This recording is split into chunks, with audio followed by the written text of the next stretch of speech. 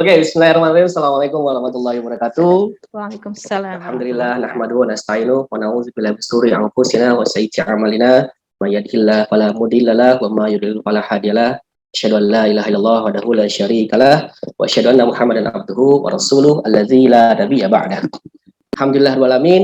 Puji syukur kita panjatkan kepada Allah Subhanahu wa taala. Hari ini alhamdulillah kita diberikan kenikmatan ya Umi ya. Bisa bertatap muka walaupun dalam ruang virtual seperti ini, tapi Allah telah memberikan kepada kita nikmat yang luar biasa yang kalau kita hitung, itu kita sulit untuk menghitungnya, bahkan mustahil untuk kita hitung segala nikmat yang Allah berikan kepada kita. Salawat dan salam semua tercurah kepada junjungan kita Nabi Muhammad SAW, kepada keluarganya, kepada sahabatnya, dan mudah-mudahan kepada kita selaku umatnya ya akhir zaman.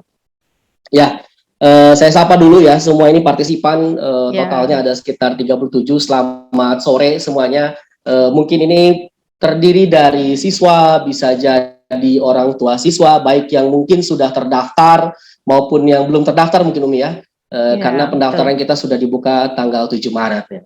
Izinkan saya untuk menampilkan beberapa hal atau menyampaikan beberapa hal sharing. Mungkin di sore hari ini lebih tepatnya bukan webinar kali ya, lebih tepat bincang-bincang ringan kali Umi ya. Iya, benar. Karena kalau sore enaknya ngobrol, diskusi sore-sore seperti itu. Saya sambil minum kopi ya. Betul gitu ya. Ya, saya juga ucapkan selamat datang, selamat bergabung buat partisipan yang baru saja bergabung. Mungkin sebagian besar di sini tadi sudah disampaikan ya siswa, ya, orang tua yang harapannya insya Allah akan tergabung jika Allah takdirkan tergabung bersama CMBBS. Tentu akan menjadi putra-putri terbaik di Banten, tentu akan menjadi generasi emas yang insya Allah juga akan takdirkan bahwa dimulai dari masa SMA ini bagaimana mental kita ditempa, bagaimana karakter kita dibangun seperti moto dari talkshow kita siang ini kali ya, atau sore ini, pertemuan kita kali ini adalah bagaimana CMBBS menjadi center of excellence, bagaimana CMBBS mampu menjadi tempat yang tepat gitu ya, the right place to build the personality, learn and face the future. Jadi memang untuk membangun karakternya, membangun personality, bagaimana menempa pembelajaran, serta memang tujuan akhirnya adalah bagaimana kita bisa menghadapi masa depan yang memang saat ini luar biasa dinamis. Bahkan kalau kita bicara perubahannya bisa bersifat dengan secara hampir bisa katakan secara eksponensial, sangat cepat gitu ya perubahannya ya. Seperti itu. Karena waktu yang diberikan 10 menit mungkin saya sederhana saja mungkin ya. Saya izin menampilkan. Sudah tampil Bu Maesa? Ada. Sudah tampil ya? Oke. Jadi hari ini kita akan bicara mungkin yang menjadi topik utama kita gitu ya berarti ya, kenapa gitu ya, kenapa harus sekolah boarding.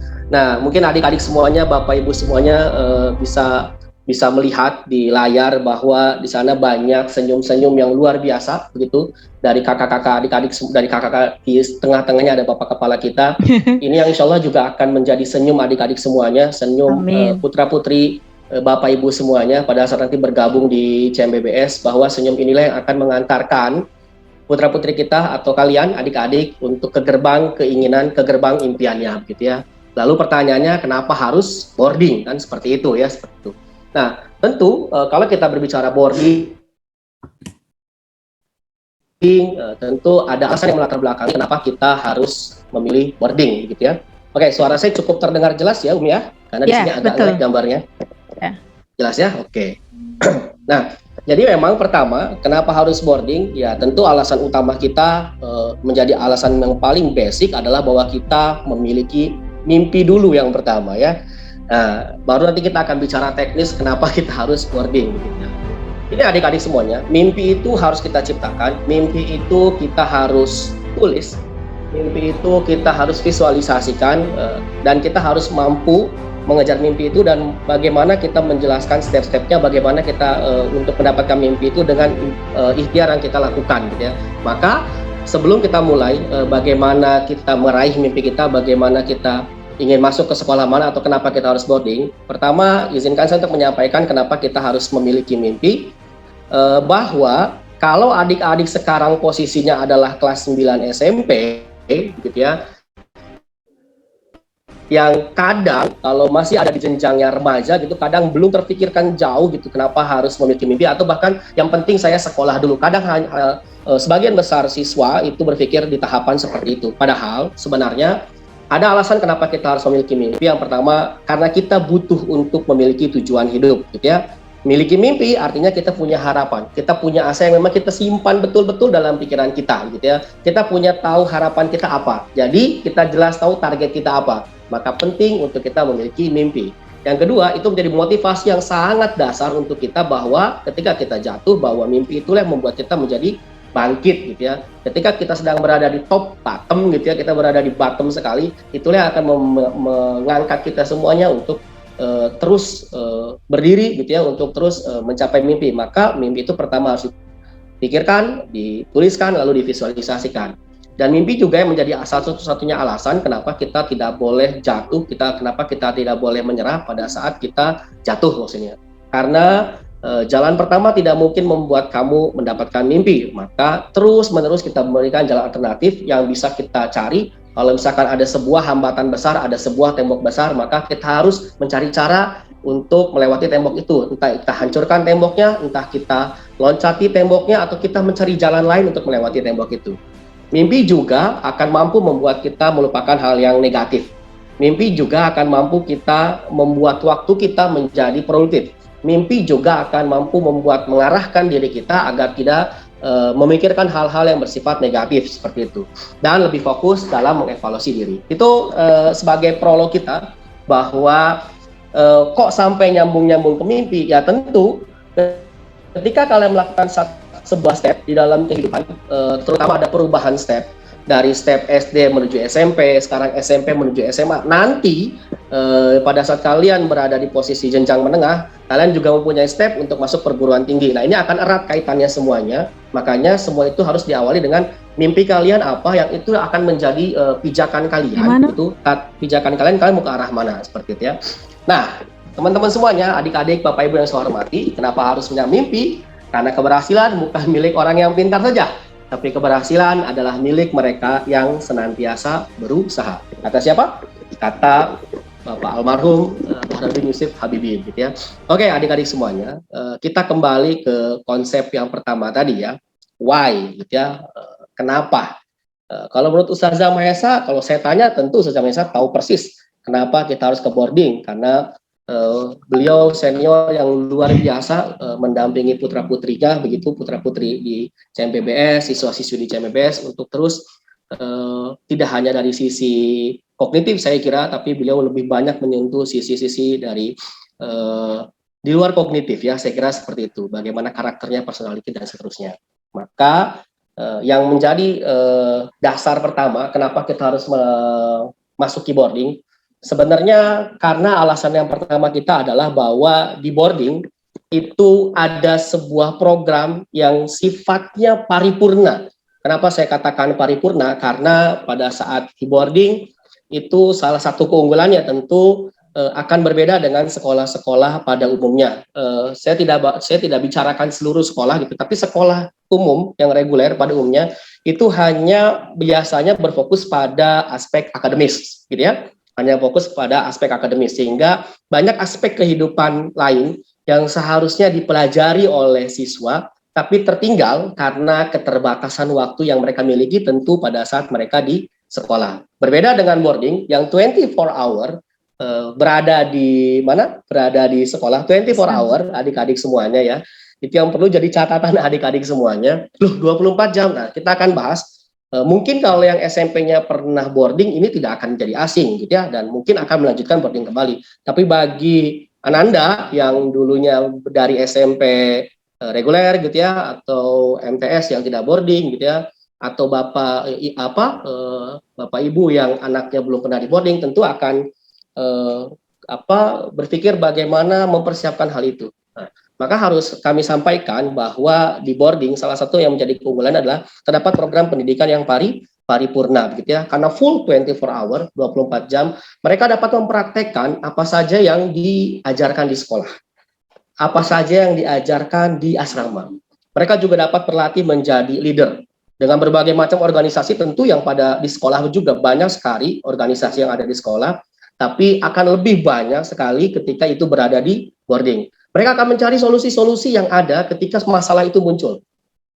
Masalah akan lebih kompleks tentu di boarding, saya jamin itu ya. Kenapa? Karena 24 hour ada di sana. Yang biasanya masalah terbagi dua, yaitu di sekolah dan masalah di rumah. Kali ini masalah tertumpuk semuanya ada di sekolah, begitu ya. Jadi mereka akan mencoba, siswa yang di boarding begitu akan mencoba mencari solusi untuk memecahkan masalah itu, tentu dengan keterbatasan yang dimiliki, gitu ya. Nah, disinilah peran siswa yang ada di boarding itu dapat dituntut untuk berpikir, gitu ya, dengan keterbatasan yang ada. Nah, dari sinilah proses benih-benih kepemimpinan dalam proses berpikir kritis itu muncul. Di sana sederhananya. Maka kenapa dikatakan program pendidikan paripurna? Karena 24 jam di sini, pendidikan agamanya ada, pendidikan akademisnya ada, pendidikan keorganisasiannya ada, leadershipnya ada, masalah yang muncul Anda paripurna sekali, begitu ya. Nanti juga kita akan bahas secara bertahap ya, karena waktunya 10 menit mungkin saya kulitnya saja kali ya Ustazah ya, kulitnya saja kali ya, begitu ya. Nanti bisa ditanyakan ke Pak Ya, Tri sambil lagi. nanti diskusi begitu ya. Lalu ada apa lagi selain pendidikan yang paripurna? Tentu ada lingkungan yang kondusif. Lingkungan kondusif jelas kondusif ya. Kalau adik-adik compare begitu ya, ini saya tidak mengatakan bahwa sekolah reguler juga tidak kondusif ya.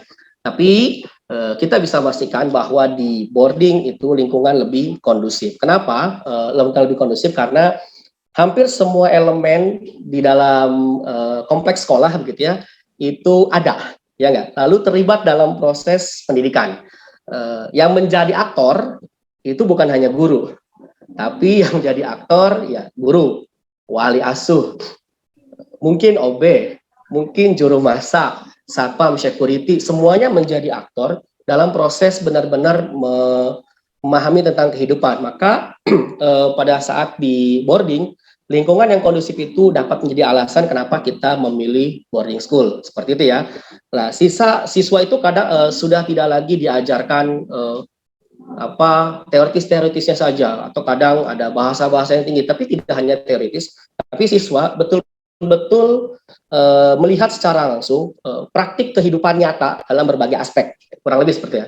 Real kehidupan nyata dalam berbagai aspek siswa lihat ya. Mereka juga melihat guru tidak hanya pada saat di kelas, tapi juga guru dalam kesehariannya, wali asuh dalam kesehariannya, yang itu tentu bisa menjadi role model untuk siswa-siswa yang dalam proses tahap berkembang dari proses remaja menuju proses dewasa, kurang lebih seperti itu. Begitu juga dalam mempelajari berbagai hal lainnya, termasuk dalam lagi-lagi dalam proses melatih kepemimpinan dan membangun karakter dan personality, gitu ya. Selain itu, selain lingkungan tadi juga tentu kita tahu persis bagaimana di sekolah dengan lingkungan yang saat ini, gitu ya, yang luar biasa tantangannya, virusnya luar biasa. Saya katakan virusnya banyak ya, bukan virus Omikron yang saat ini sedang merajalela, begitu ya. Tapi virus hal lain ya, virus cyber, virus banyak lah. Nanti kita bahas ya, sambil ngobrol ya. Nah, di dalam boarding itu ada jaminan keamanan sebenarnya, jaminan keamanan dan jaminan kedisiplinan yang tinggi, karena 24 hour itu benar-benar dipantau, gitu ya. Sekolah juga berupaya secara total untuk menjaga keamanan siswa-siswinya, gitu ya. Tata tertib itu dibuat sangat lengkap, gitu ya. Ada poin-poinnya, bahkan ada poin kesalahan. Biasa kalau di boarding itu ada bahasa daftar dosa, gitu ya, di list dan seterusnya. Kira-kira seperti itu ya.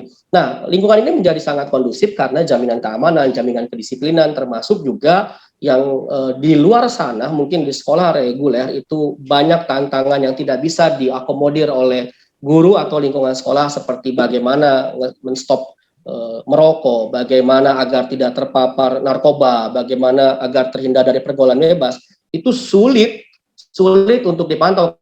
Kenapa? Karena pada saat mereka lepas dari sekolah, di luar jam sekolah, ya sulit untuk guru memantau itu. Tapi beda dengan di boarding, keamanannya lebih terjaga, lebih minim untuk hal-hal, bukan minim, mungkin hampir 0% untuk hal yang bersifat narkoba, merokok, gitu ya. Lalu kira-kira apa lagi ya, menjadi masalah-masalah yang itu akan ada di sekolah reguler. Seperti itu kira-kira ya.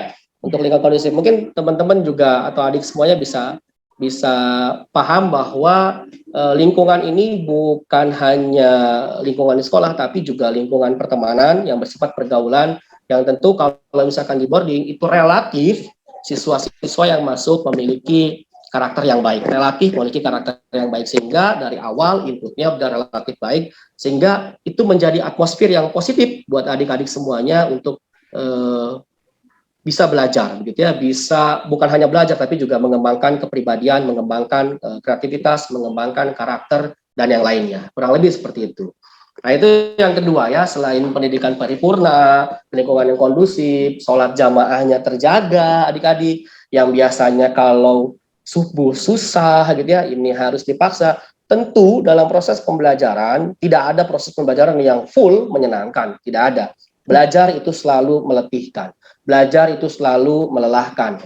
Belajar. Kalau kata Imam Syafi'i, jangan sampai kita kalah gitu ya oleh lelahnya dalam belajar. Lebih baik kita berlelah-lelah dalam belajar dibanding nanti suatu saat nanti kita menanggung perihnya sebuah bodohan, kan kurang lebih seperti betul. itu.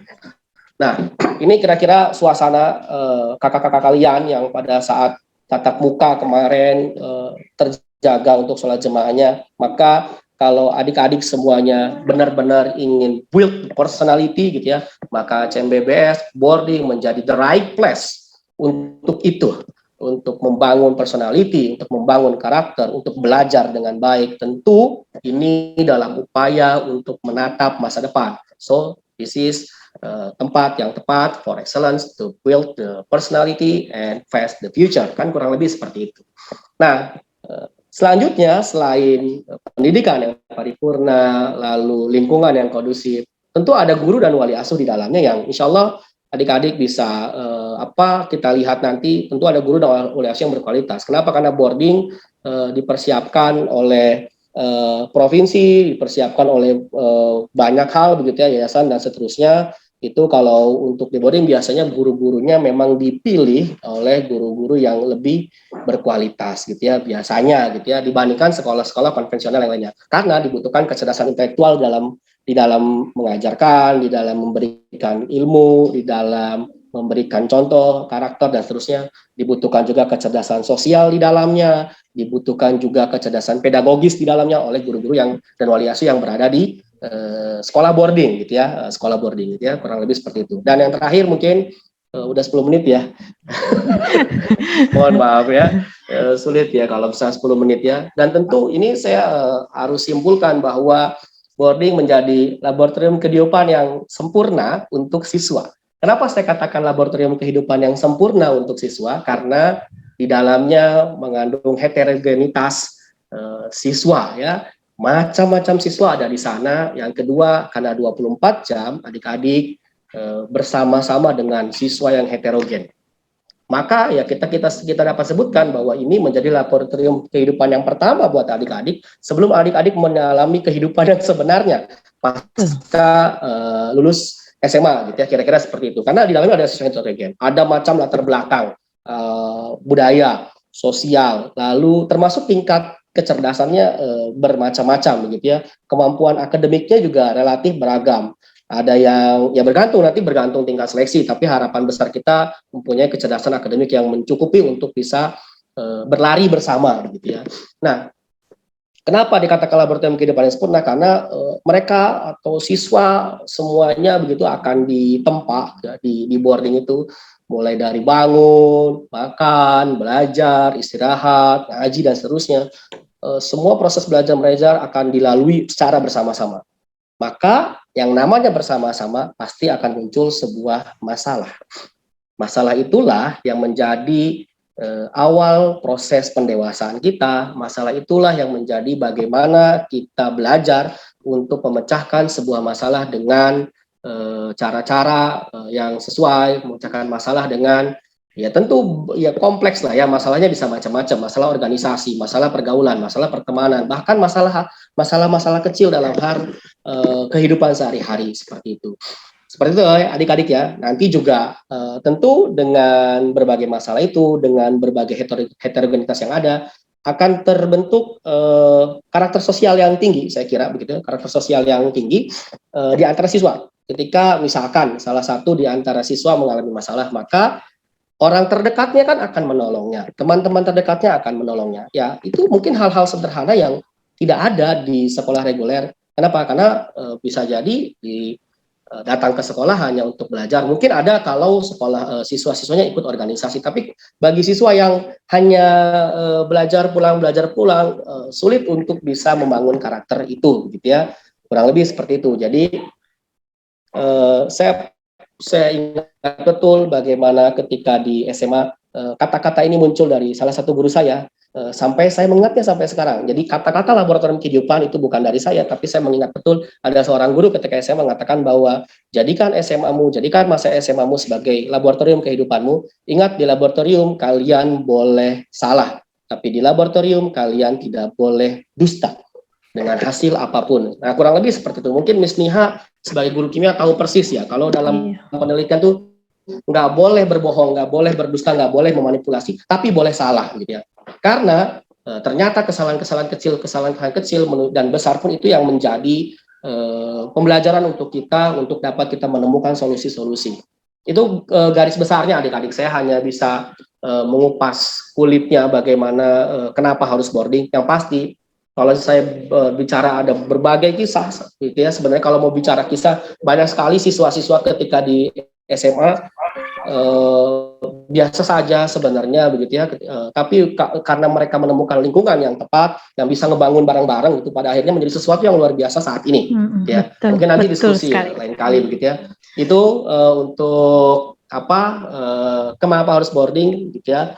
Ingat bahwa kemampuan kita untuk menangani tantangan hidup adalah ukuran dari kekuatan karakter kita. Masya Allah, Masya Allah. Itu mungkin sebagai permulaan, karena nanti di slide berikutnya ada prestasi-prestasi siswa, ada kegiatan-kegiatan siswa, kira-kira begitu, termasuk siswa yang dapat beasiswa, lulusannya di mana saja, sebenarnya sudah saya siapkan di slide berikutnya. Begitu, betul Pak Tri. Nanti kita diskusi saja. Ya. Terima kasih Ustazah Maesa, sebagai awalan diskusi kita dilanjutkan ya. Terima kasih. Wah, awalannya sudah luar biasa ya. Bagaimana masih penasaran dengan CMBBS? Boleh nanti pertanyaan-pertanyaan yang akan diajukan boleh ditulis di kolom chat. Pak Jubaidi sudah bergabung dengan kita? Sudah Umi, siap. Oke, siap. Sekarang kita kembali ke Bapak untuk bagaimana nih kebijakan sekolah SMA CMBBS untuk membuat sebuah Center of Excellence, the right place to build the personality, learn and face the future. Silakan Bapak Bedi. Baik, terima kasih Umi. Assalamualaikum warahmatullahi wabarakatuh. Waalaikumsalam warahmatullahi wabarakatuh. Alhamdulillahirabbil alamin wa bihi nasta'inu ala umuri dunya waddin. Shalatu wassalamu ala asrofil anbiya'i wal mursalin wa ala alihi washabihi ajmain, amma ba'd.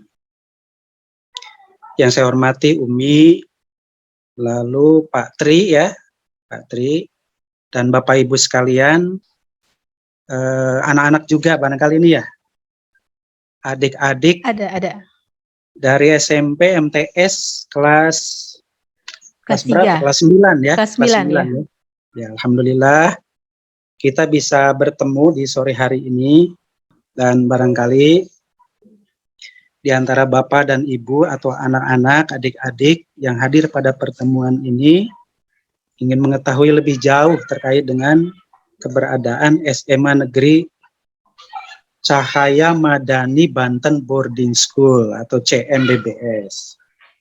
Nah, sebetulnya tadi Patri sudah menjelaskan panjang lebar ya, sudah sangat komprehensif.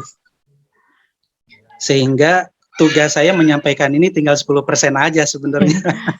90% sudah disampaikan oleh Pak Tri. Dan saya menyampaikan beberapa poin saja barangkali penting untuk diketahui oleh Bapak Ibu dan adik-adik semuanya.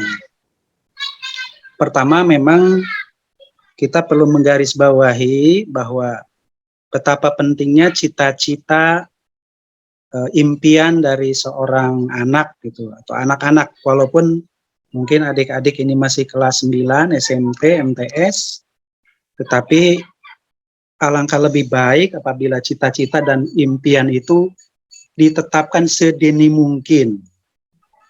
Jangan berpikirlah nanti saja, nanti sudah SMA kelas 3 gitu, baru berpikir soal cita-cita. Tidak, jadi lebih dini cita-cita itu ditentukan, ditetapkan, dipastikan, akan lebih baik, sebab itu sangat menentukan langkah-langkah yang harus kita tempuh begitu. Hal-hal yang harus kita jalani untuk meraih cita-cita dan impian itu. Dan kalau saya sih yakin bahwa anak-anak semuanya, adik-adik semuanya sudah punya cita-cita, sudah punya impian. Misalnya pengen jadi dokter, pengen jadi insinyur, pengen jadi pengusaha gitu ya. Jarang sekali tuh kalau saya tanya anak-anak cita-cita jadi apa, jarang yang ingin jadi pengusaha gitu. Inginnya jadi dokter, jadi insinyur, jadi ahli hukum, jadi presiden, jadi gubernur, jadi guru gitu. Polisi, Pak. Nah, jadi polisi, jadi jenderal, jadi pengusaha jarang. Padahal di Indonesia ini orang-orang kaya, bahkan di dunia orang-orang terkaya di dunia itu sebenarnya pengusaha. Ya, kalau kita berorientasi ingin kaya ya. Dan itu kan tidak salah ya Umi ya. Tidak. Jadi kaya cita-cita kan tidak salah gitu.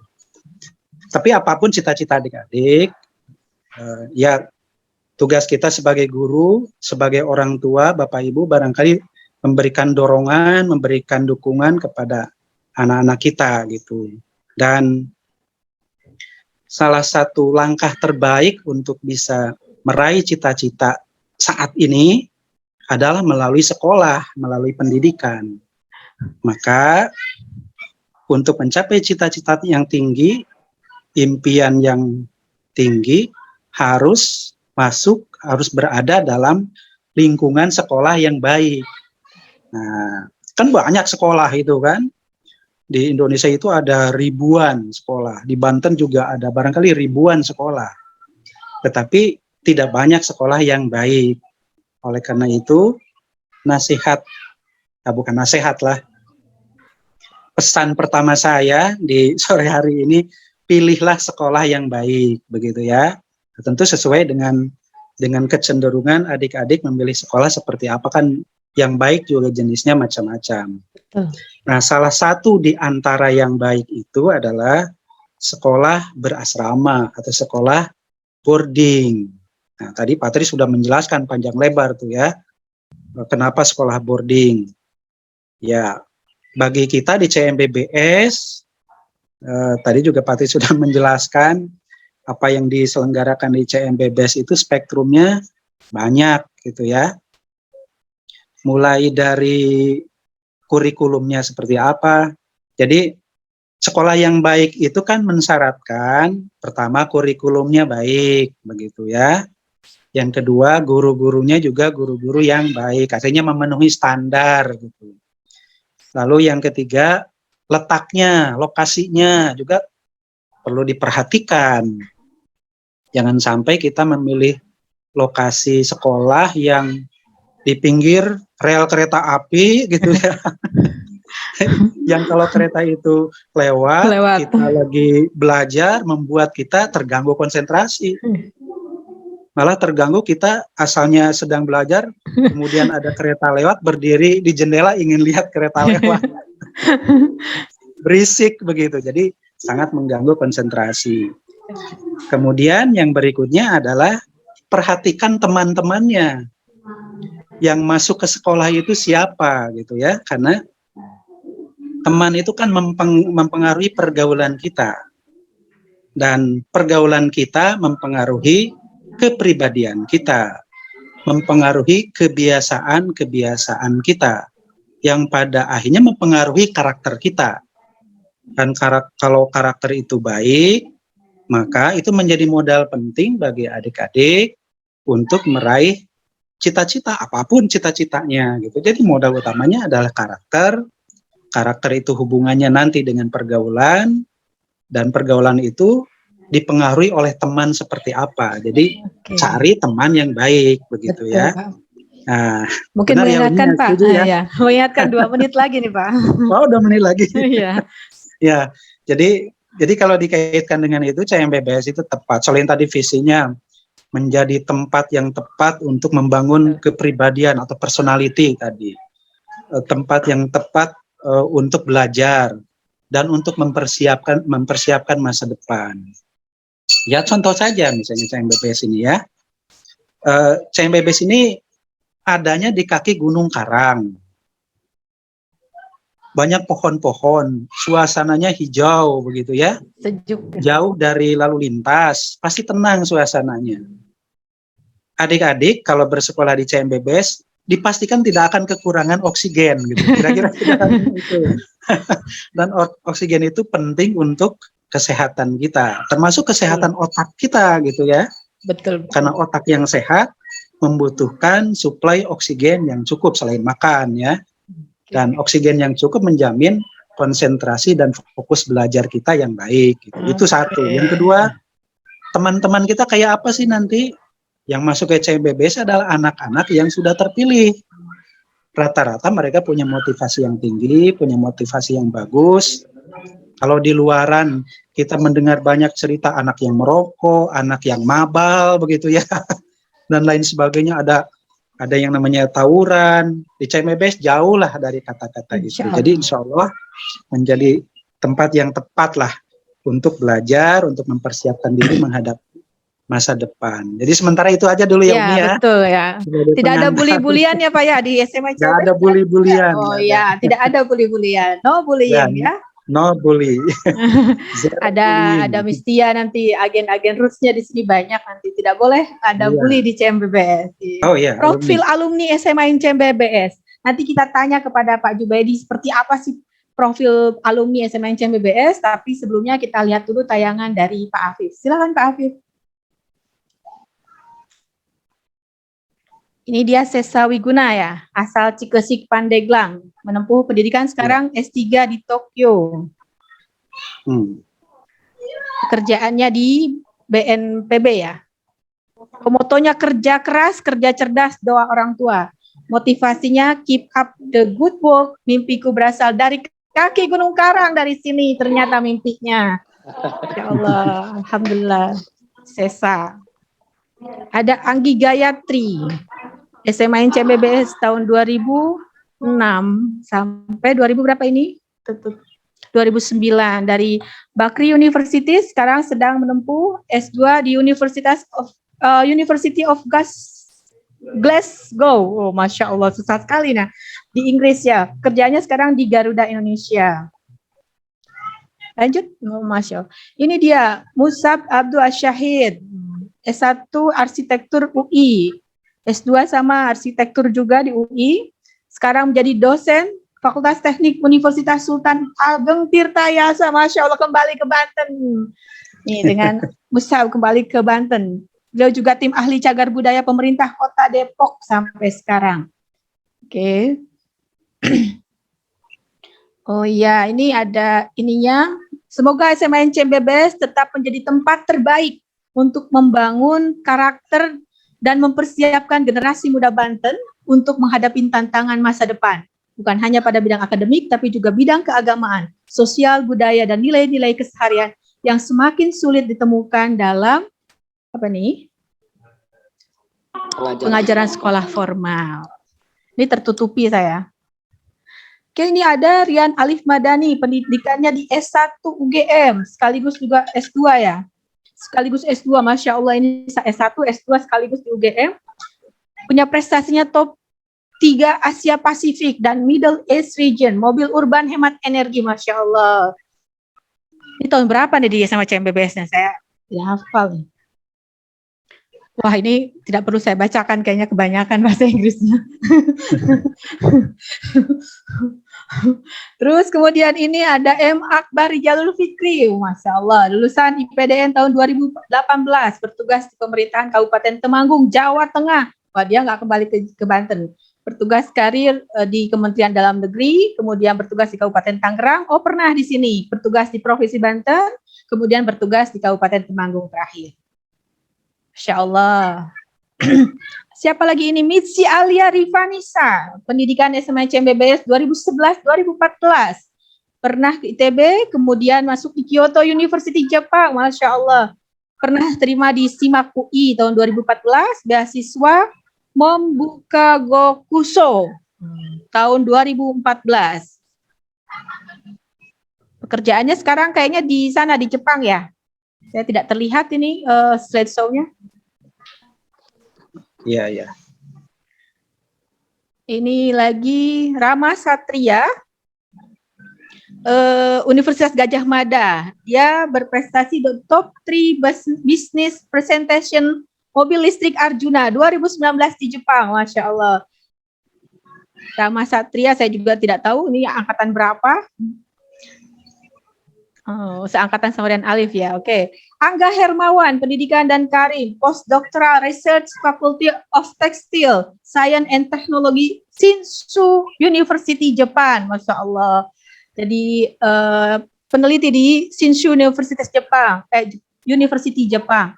Quote-nya di SMA CMBBS, wah disebutin lagi, saya mendapatkan banyak pelajaran hidup seperti kemandirian, proses pemecahan masalah, bekerja sama, dan yang penting dapat bertemu dengan guru-guru dan apa nih? Teman-teman yang luar biasa. Teman yang luar biasa. Oh, Masya Allah. Ini juga sama dari CMBBS, dari Serang kalau tidak salah nih Angga. Angga apa sudah ikut juga kali ini nih Angga nih ada. Oke, ini dia Nisa Nasrah. Sekarang sedang menempuh S2 dan S3 Material Science di, saya benar atau tidak nih ya, Yeongnam University Korea Selatan. Quote-nya di mana? Ya? Ya, Pak? Bukan Universitas Gangnam, bukan ya? Oh, bukan. Yeongnam. Yeongnam University. Saya nggak tahu Nisa, kalau salah mohon maaf sadanya ya. Dimanapun kita belajar, ketekunan adalah kunci untuk mencapai apa yang kita inginkan. Masya Allah, anak-anak hebat. Terus, ada lagi kah? Ini M. Alifa Farhan. Ini juga motivator loh Pak. Senior Manager PNG Indonesia. Quote-nya adalah, SMA CMBBS adalah fondasi hidup saya yang mengantarkan saya masuk ITB dan akhirnya saya bisa bekerja di perusahaan multinasional. Semoga SMA CMBBS terus melahirkan pemimpin masa depan. Masya Allah. Alifa. Masih adakah Pak Apip? Oh, sudah selesai. Oke Pak. Sudah selesai. Saya akan bertanya kepada Pak Jubaidi nih sebagai kepala sekolah. Siap, kira-kira sudah berapa sih alumni SMA CMBBS sampai saat ini? Terus kemudian di mana saja? Tadi kan gambarannya hanya sedikit ya Pak ya. Di mana saja mereka dan sebarannya seperti apa? Iya, ya Umi ini pura-pura nggak tahu sebenarnya, padahal tahu. Iya, memang betul itu sebagian kecil saja dari alumni kita yang jumlahnya saya kira sudah 1000 lebih ya, 1000 lebih dari angkatan pertama 2005 sampai angkatan terakhir kemarin ya, lulusan kemarin. Dan sebagian memang masih menempuh pendidikan di berbagai perguruan tinggi, baik di tanah air maupun di luar negeri. Lalu sebagian lagi sudah masuk di dunia kerja, baik itu di pemerintahan maupun di swasta ya. Tadi yang ditunjukkan ada yang di pemerintahan, ada yang di swasta gitu. Jadi tersebar, saya kira di seluruh pelosok tanah air, bahkan di luar negeri juga mereka ada yang sudah bekerja di Singapura ya, di Malaysia dan seterusnya dan seterusnya. Di Brunei ada, Thailand. Dan ya salah satu yang menarik itu yang pertama ditunjukkan Bu Mahesha itu ya, siapa? Sesa ya. Sesa.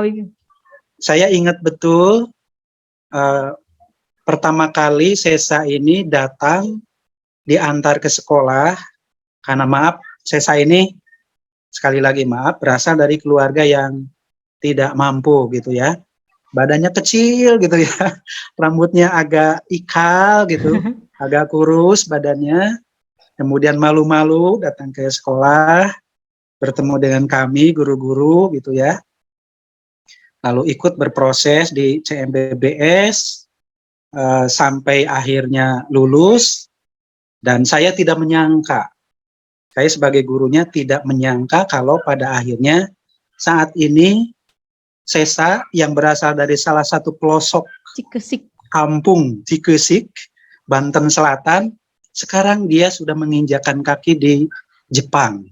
Ya, Masya Allah. Jadi anak kampung yang sekarang sudah mendunia gitu. Jadi ini luar biasa. Dan Sesa itu hanya salah satu contoh saja. Anak tidak mampu, tapi karena dia punya cita-cita, punya keinginan, usahanya keras, doanya bagus, dukungan orang tua, dukungan keluarganya juga, termasuk dukungan dari kami besar, pada akhirnya ya diberikan kemudahan-kemudahan ya. Walaupun ya barangkali dalam prosesnya tidak mudah gitu, pasti kerja keras ya. Tapi alhamdulillah, entah apa yang ada di benak Sesa ini, sehingga pada akhirnya bisa menginjakan kaki di Jepang. Gurunya saja, kepala sekolahnya saja. Belum, Sesa belum. Belum pernah menginjakan kaki di Jepang, tapi muridnya sudah. Banyak contoh-contoh yang lainnya, yang SKTM terutama yang sekarang sedang studi di Australia. Ada satu lagi ya yang Angga, yang orang Serang, juga sedang S3 di Jepang. Ada sekarang Pak, kayaknya sepertinya ikut. Oh ada ya, ada. Ya syukur kalau ada dan bisa menyampaikan sesuatu di forum ini, saya kira bagus. Jadi Bapak Ibu, adik-adik, jadi kalau kita punya cita-cita, jangan terhalang oleh apapun. Betul.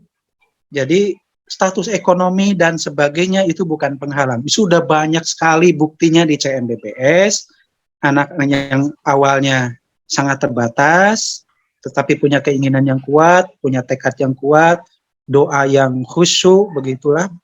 Pada akhirnya cita-cita itu bisa terwujud.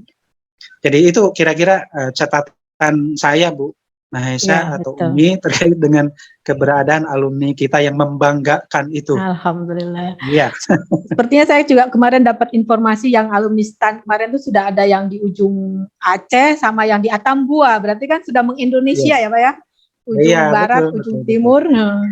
Di Brunei juga ada, alhamdulillah, dan banyak lagi di tempat yang lainnya. Oke, kita kembalikan lagi, apa lagi yang mau kita gali all about CMBBS. Kita gali lagi dari kegiatannya. Saya kayaknya minta Pak Putra nih yang untuk menjelaskan nih.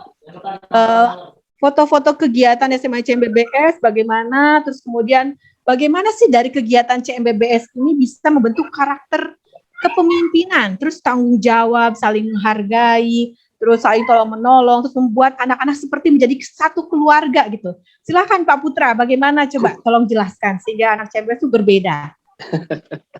Ya, makasih Umi ya. Tadi setelah kita bincang ya tadi dari Pak Kepala dan juga di awal saya sudah menjelaskan ya ke adik-adik semuanya atau ke Bapak Ibu yang bergabung di kesempatan kali ini terkait kenapa harus boarding. Ternyata faktanya begitu ya, yang tadi sudah disampaikan sebagian kecil saja dari para alumni CMBBS, faktanya memang lingkungan sangat mempengaruhi.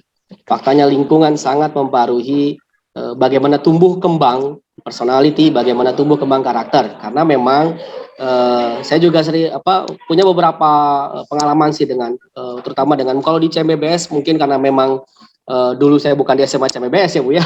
Tapi kalau faktanya di CMBBS alumni-alumninya setelah kita data betul luar biasa memang. Dari tadi di awal saja sudah dikatakan bahwa dari pelosok ya, dari daerah pelosok, dari keluarga yang tidak mampu, ketika memiliki tekad yang kuat, terutama ya tekad itu tidak akan terjaga betul ketika memang lingkungannya tidak mensupport begitu ya. Lingkungan apa yang mensupport ya? Lingkungan pertemanannya. Ternyata di CMBBS, di sekolah boarding, lingkungan itu saling bahu-membahu dalam menguatkan ya, saling menguatkan seperti itu. Mungkin ini ada beberapa kegiatan kali ya yang sedikit saja mungkin ditekan begitu untuk siswa-siswi CMBBS. Nah ini kalau sering kita lihat ini di websitenya CMBBS sebagai header utama ramai begitu ya. Kayaknya. Ramainya luar biasa. Ini salah satu ikon kita begitu, ikon kegiatan kita pada saat sebelum corona menyerang begitu ya seperti itu. Ini luar biasa. Saya melihat sebuah pagelaran yang memang ini mungkin juga menjadi salah satu ikon. Ada kegiatan semalam di CMBBS namanya, kalau di CMBBS SDC begitu. Ini luar biasa preparation yang siswa lakukan dengan seluruh tim begitu. Dari saya melihat bahwa di SDC ini salah satu kegiatan saya melihat bahwa setiap siswa itu unik begitu ya. banyak sekali siswa yang saya kira biasa saja tiba-tiba menjadi seorang penampil yang itu unpredictable begitu ya, kurang lebih seperti itu. Yang mungkin di sekolah pada umumnya dia mungkin tidak mendapatkan kesempatan untuk show up seperti itu. Kira-kira seperti itu. Dan di CMBS bahkan setiap bakat, setiap skill, setiap kemampuan, setiap keinginan kemauan itu bisa dihargai luar biasa, bisa diapresiasi luar biasa. Dan di sini dalam sebuah kegiatan SDC gitu ya, yang menjadi kegiatan agenda tahunan kita, itu full konflik ada di sana, full masalah ada di sana, full perencanaan ada di sana begitu ya. Bagaimana merencanakan dengan budget yang ada, bagaimana belajar manajemen konflik, bagaimana belajar manajemen lobby, bagaimana belajar organizing sebuah acara. Di sini semuanya benar-benar siswa mengerahkan seluruh kemampuannya yang itu tidak ada di kelas, di kotak-kotak kelas, itu tidak ada gitu ya. Ternyata itu muncul gitu ya, mereka berusaha dari pagi sampai malam begitu ya, mencurahkan segala daya upaya untuk memberikan performa terbaiknya, menunjukkan bahwa saya punya kemampuan, ini yang bisa saya berikan untuk CMBS, ini yang bisa saya berikan untuk seluruh sivitas dari kita untuk kita. Ini tergambar betul dalam kegiatan ini, luar biasa kerjasama mereka. Salah satunya begitu ya kegiatannya gitu ya. Lalu juga ada kegiatan perkemahan yang benar-benar membentuk kepemimpinan ini, terutama Kang Yudi biasanya yang mengelola ini begitu ya, luar biasa juga. Dengan Miss Retno sebagai pembina putrinya, ini juga ya kegiatan-kegiatan SDC yang setiap tahun bagaimana mereka menggabungkan kemampuan-kemampuan dari setiap individu begitu ya. Ada yang ternyata punya kemampuan desain yang luar biasa, ada kemampuan lukis yang luar biasa, kemampuan seni yang luar biasa, bagaimana merancang, mendirect semuanya gitu menjadi sebuah perform yang luar biasa menarik gitu ya. Lalu ada juga kegiatan project begitu ya, kewirausahaan dan seterusnya yang memang apalagi sekarang CMBS juga tergabung menjadi dalam sekolah penggerak, bagaimana bahwa belajar itu tidak hanya sekedar penguasaan sesuatu yang bersifat kognitif, tapi juga bagaimana menampilkan proyek-proyek yang berbasis tema gitu ya, bermacam-macam lah seperti itu.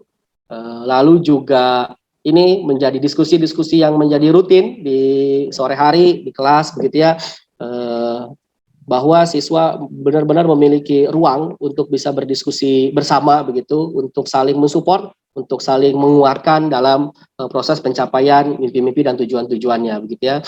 Nah ini juga termasuk dalam proyek juga ini ya, di waktu pada saat kewirausahaan gitu dan seterusnya, dihadiri oleh berbagai elemen seperti itu. Ini siswa betul-betul memikirkan, artinya banyak sekali kegiatan-kegiatan di CMBS yang memang mereka mencurahkan bukan hanya kemampuan-kemampuan akademiknya gitu ya, tapi mereka mencurahkan kemampuan di luar keakademikan gitu ya. Mereka mencurahkan kemampuan idenya, kemampuan public speakingnya, kemampuan nalarnya, kemampuan kreasi sesuatu, kemampuan mencipta sesuatu dan seterusnya gitu. Banyak sekali hal-hal itu ternyata didapatkan oleh siswa pada saat mereka berada di CMBS, mengikuti semua organisasi, mengikuti sebuah kegiatan yang itu jarang sekali didapatkan di sekolah pada umumnya begitu ya.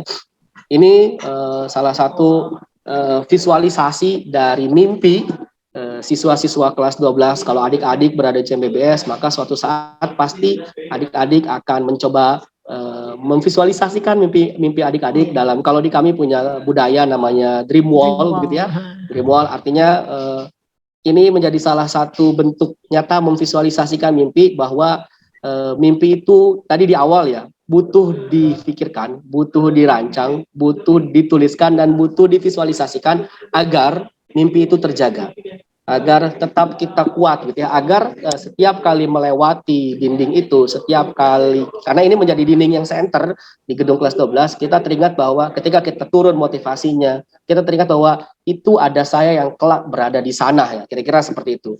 Nah ini kira-kira ya, ini hanya sebagian kecil kegiatan-kegiatan yang kita bisa berikan kepada sebagai tampilan saja ya begitu, bahwa banyak sekali kegiatan, ada baksos gitu ya, ada banyak sekali kegiatan baksos, SDC, keterbukaan, scale up yang benar-benar besar juga, benar-benar bagaimana mereka mengkreasikan sebuah kegiatan yang untuk mencari juga talent-talent terbaik dari putra-putri yang ada di Banten gitu ya, dengan berbagai kegiatan yang sangat positif gitu.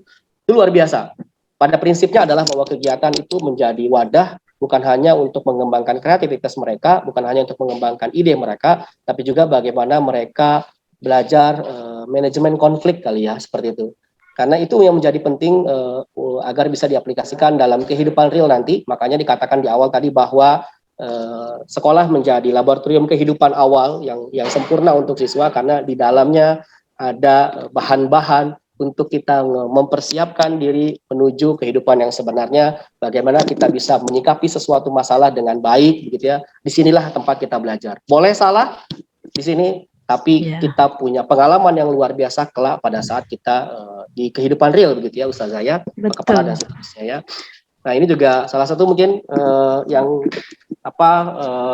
sosialisasi pertukaran pelajar yang menjadi menarik gitu ya. Di CMBS ada beasiswa dan pertukaran pelajar, guru dan pelajar ke Amerika. Waktu itu datang dari US Embassy begitu ya, dari Trackhoff dan seterusnya. Mungkin sekilas begitu saja Umi ya, kira-kira.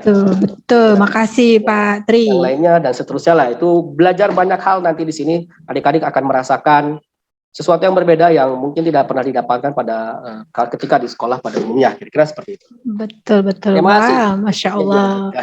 Terima kasih Pak Tri, Masya Allah. Di sini kita ada bergabung, katanya ada alumni yang Angga Hermawa dan Musa. Mungkin nanti setelah beberapa setelah beberapa hal yang kita bahas, nanti mungkin mereka akan membuat testimoni nanti ya untuk SMA CPBS. Tapi sebelumnya saya ingin tahu dulu nih Pak Kepala Sekolah, apa aja sih prestasi yang sudah SMA CPBS pernah raih? Kan pastinya kalau untuk membicarakan prestasi kayaknya 2 jam atau 3 jam ini nggak akan cukup waktu ya Pak ya. Tapi saya tidak mau dari awal Pak prestasinya, jangan banyak-banyak Pak. Ini kita terbatas waktu. Jadi apa saja sih yang sudah diraih Pak mungkin di tahun-tahun terakhir? Monggo Pak Bedi, atau mungkin kita bisa dilihatkan dulu Pak Apip slide prestasinya. Nah, silakan Pak Bedi mungkin sambil di ini. Iya, kalau kita bicara soal prestasi anak-anak kita ya, saya sendiri tidak hafal satu persatu ya. Saking banyaknya atau apa Pak? Banyak lah. Yang jelas kalau kita kelompokkan barangkali apa yang sudah dicapai anak-anak itu menyangkut prestasi, ada yang sifatnya kejuaraan gitu, yang biasa diselenggarakan oleh organisasi-organisasi atau lembaga-lembaga maupun oleh instansi pemerintah secara resmi gitu ya. Yang resmi misalnya ada Olimpiade Sains gitu, kemudian ada Olimpiade Olahraga, ada FLS 2N dan seterusnya.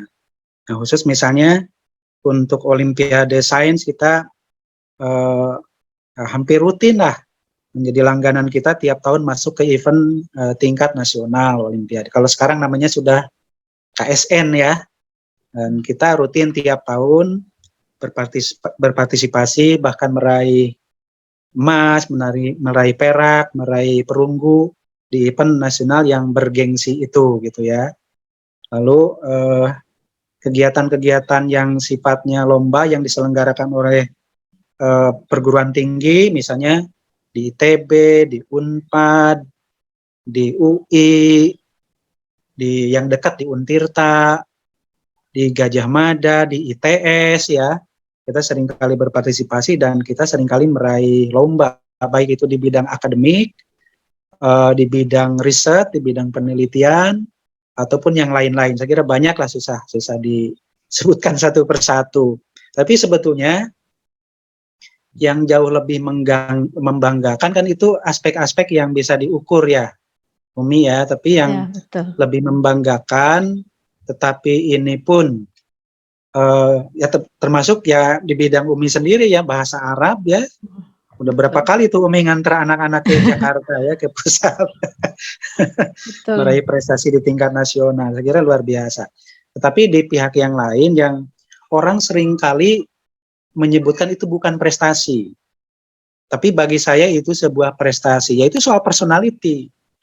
Soal kepribadian, soal karakter, itu justru yang jauh lebih penting, jauh lebih menetap dan memberikan dampak yang sangat bagus bagi anak-anak. Justru itulah yang menjadi tujuan utama kita mendidik anak-anak, yaitu membentuk karakter ya.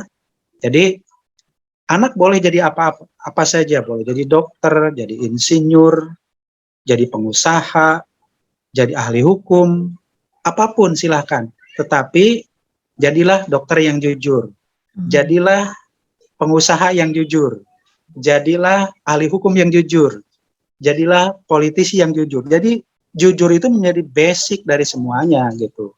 Dan ya sejauh ini anak-anak cukup banyak menunjukkan itu dan kita tentu sangat bangga. Dan ya terus terang dari perspektif saya ya, justru itu prestasi yang sesungguhnya yang diraih oleh anak-anak gitu. Jadi soal karakter, kepribadian, termasuk di dalamnya kejujuran itu tadi. Itu Bu, jadi kalau kita bicara soal prestasi ya. Saya teringat sama ada kalau tidak salah Bapak pengurus komite yang kemudian beliau jadi pengurus komite, ketika datang mengantarkan anaknya ke sini, kemudian disambut sama anak-anak siswa SMA NCMBBS dan kemudian bilang, "Assalamualaikum Bapak, ada yang bisa kami bantu?" Wah, dia langsung berdoa, "Saya ingin anaknya masuk sini." Sampai sekarang beliau masih bangga dengan bahwa saya senang dengan SMA NCMBBS. Saat ini anaknya kelas 3 itu, anaknya Abah Andi itu kalau nggak salah. Iya. Ya kan Umi, kan CMBBS itu bukan hanya singkatan dari Cahaya Madani Banten Boarding School saja. Tetapi bagi kami itu menggambarkan sedikit banyak profil anak-anak kita. C-nya cerdas, nanti luas kan? Ya. Cerdas secara emosi, secara intelektual, secara spiritual gitu. Kemudian M-nya mandiri, yang punya kemandirian anak-anak itu modal penting. Kemudian B yang pertama berprestasi di bidang apa saja gitu ya, harus berprestasi. Lalu B yang kedua bugar, harus sehat anak-anak CMBBS itu. Tidak boleh loyo, tidak boleh kena angin sedikit aja badannya sudah goyang. Itu usia 40-50 tahun ke atas, Pak. S-nya santun. Jadi anak-anak CMBBS harus menunjukkan kesantunan, cerdas, mandiri, berprestasi, bugar, dan santun. Itu harus menjadi ciri khas Madanian anak-anak CMBBS. Ciri khas ya, Madanian, baik. Masalah. Ciri khas Madanian, cerdas, mandiri, berprestasi, bugar, dan santun, Masya Allah. Ya, yang kemudian saya akan beralih lagi pada narasumber yang kedua, Pak Putra, saya nyebutnya Pak Tri ya, Pak Putra. Banyak soalnya ini Pak Dharma juga bisa, Pak Adi juga bisa. Kan ini mungkin dari partisipan kita ya, yang dari webinar ini mungkin kemungkinan setelah memasuki dunia CMBBS nih dari siswa, kemana aja nih larinya nih setelah lulus dari SMA CMBBS? Otomatis kita harus memberikan sebuah gambaran outputnya seperti apa ya siswa SMA CMBBS ini. Jadi terbayang gitu kalau ketika anak saya masuk sini, otomatis anak saya akan kemana nih? Bagaimana nih Pak Putra? Silakan Pak Putra. Iya, makasih. Mungkin seperti yang disampaikan oleh Pak Kepala tadi ya, kalau misalkan yang kita harapkan goal point siswa masuk ke CMBBS atau outputnya siswa masuk CMBBS adalah bahwa CMBBS menjadi wadah yang baik untuk menggodok mereka gitu ya, wadah yang baik untuk menempa mereka gitu ya.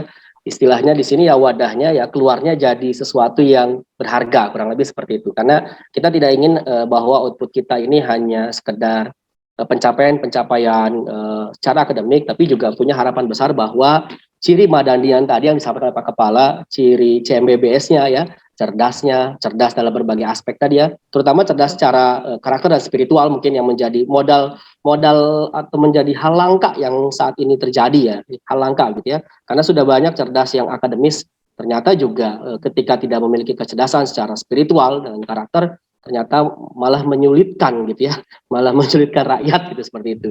Nah, jadi orangnya mandiri lalu berprestasi, bugar gitu ya di tengah kondisi seperti ini, dan tentu menjadi output yang paling kita tuju adalah bahwa kesantunan itu tetap terjaga, bahkan pada yang awalnya tidak santun bisa menjadi santun gitu di sini gitu. Yang sudah santun menjadi lebih baik lagi pada saat keluar dari CMBBS. Jadi itu menjadi output paling utama. Tapi kalau misalkan output secara keakademisan mungkin bisa kita tampilkan secara sederhana beberapa lulusan-lulusan yang memang ya kita tidak pungkiri mungkin atau ya ini bisa salah satunya termasuk nanti dari Saya juga coba izin share screen mungkin ya Pak Afif ya, Boleh, boleh.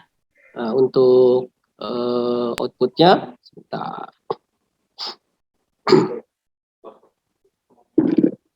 Nah ini salah satunya begitu. Ini slide sederhana saja. Kalau misalkan nyatanya kalau misalkan memang menjadi output utama kita tadi adalah bahwa kita ingin menjadi tempat untuk membangun karakter. Jadi ketika siswa CMBBS keluar lalu menjadi orang yang berkarakter, itu sudah menjadi keberhasilan buat kita. Sebenarnya sederhananya seperti itu, gitu ya sederhananya. Justru kita tidak akan berhasil ketika keluar siswa di sini menjadi tidak lebih baik pada saat mereka masuk, gitu ya. Nah ini salah satu profil, salah satu putra dari guru CMBBS begitu ya, yang juga memiliki pendidikan di sini, diterima Putra di saya perguruan kayaknya tinggi. kata bapaknya. Nah, kebetulan bapaknya kayak hadir di sini.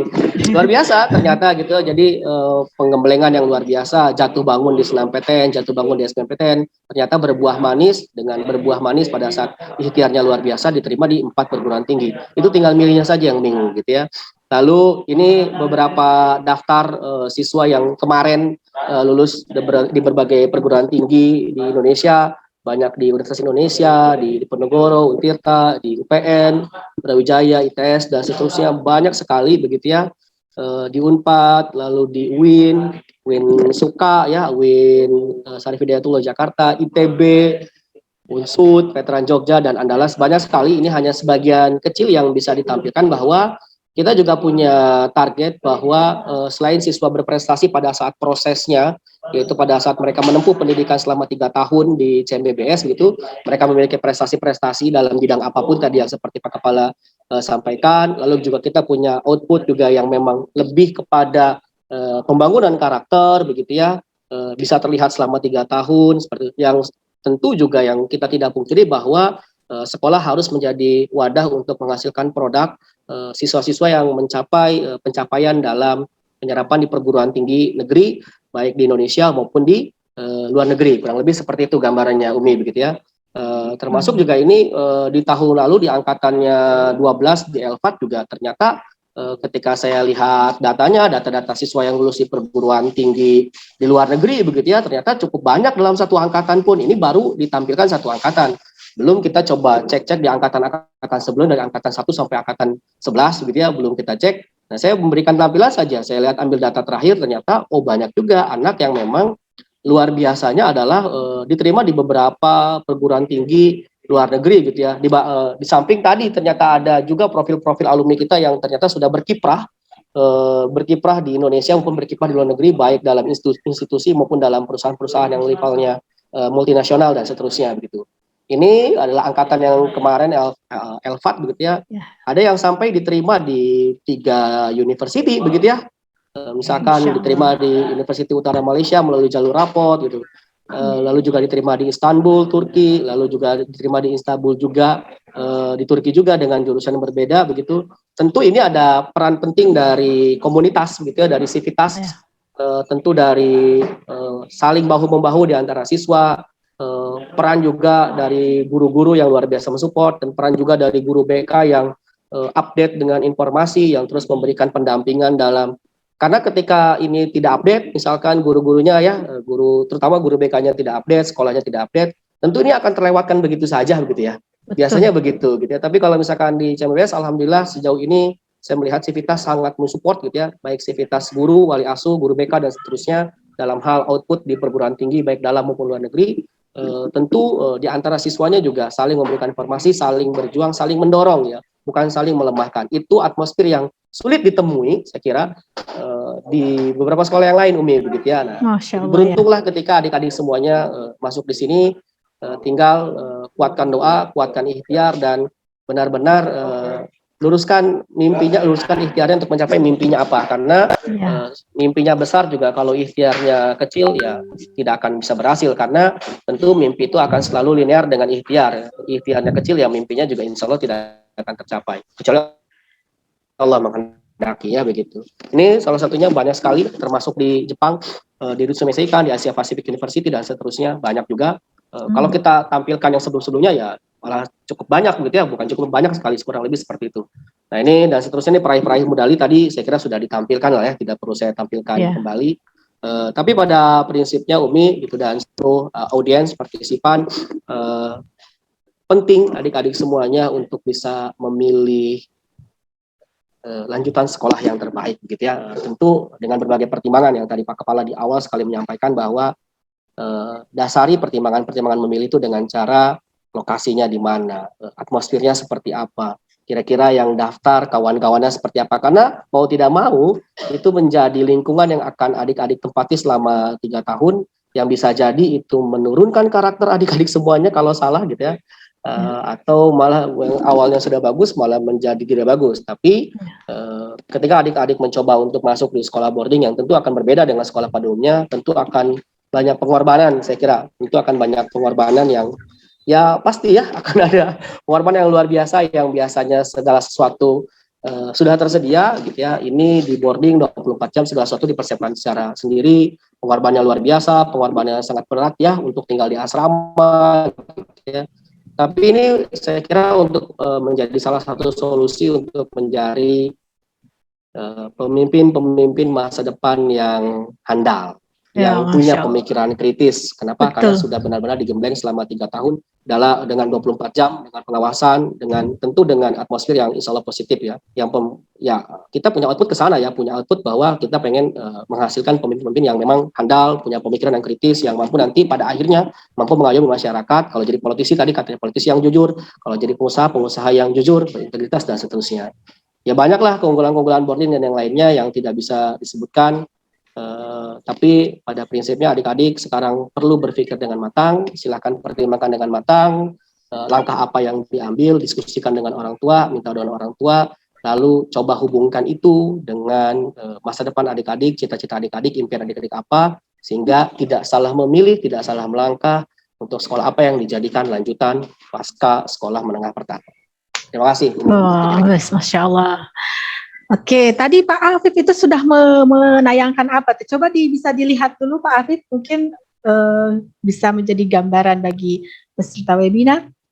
Oh iya, itu ada UPI, ada apa tuh di sana tuh. Banyak sekali, silahkan dibaca berapa mungkin dari grafiknya ya, bisa dilihat kemana saja, ke perguruan tinggi mana saja. Tapi rata-rata biasanya anak CMBBS itu kalaupun ke swasta mereka juga ada, tapi mendapatkan beasiswa. Seperti halnya ada katanya Aisyah Wulan di sini, mahasiswa Al-Azhar kita dari jebolan OSC itu beasiswa 100% itu di Universitas Al-Azhar Indonesia dari OSC.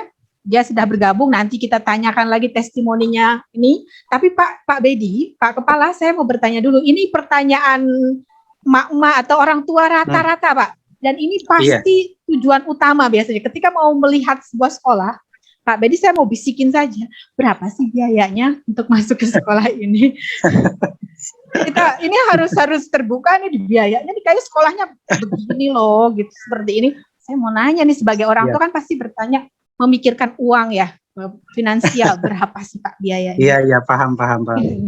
Tapi Umi, kalau menyekolahkan di sekolah boarding swasta berapa? Aduh Bapak, jangan bertanya, saya sepertinya sudah cukup berpikir banyak itu kemarin. 40 kali ya Pak ya?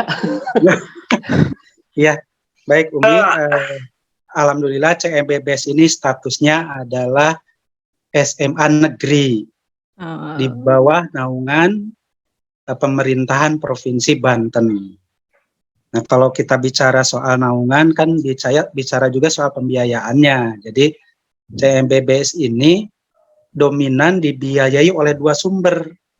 Satu, APBN dalam bentuk dana BOS. Lalu yang kedua, dana APBD. Yang peruntukannya untuk biaya pendidikan, untuk biaya buku, biaya pemeliharaan sarana prasarana, yang besar itu biaya makan gitu, biaya listrik, biaya untuk gaji pegawai dan lain-lain.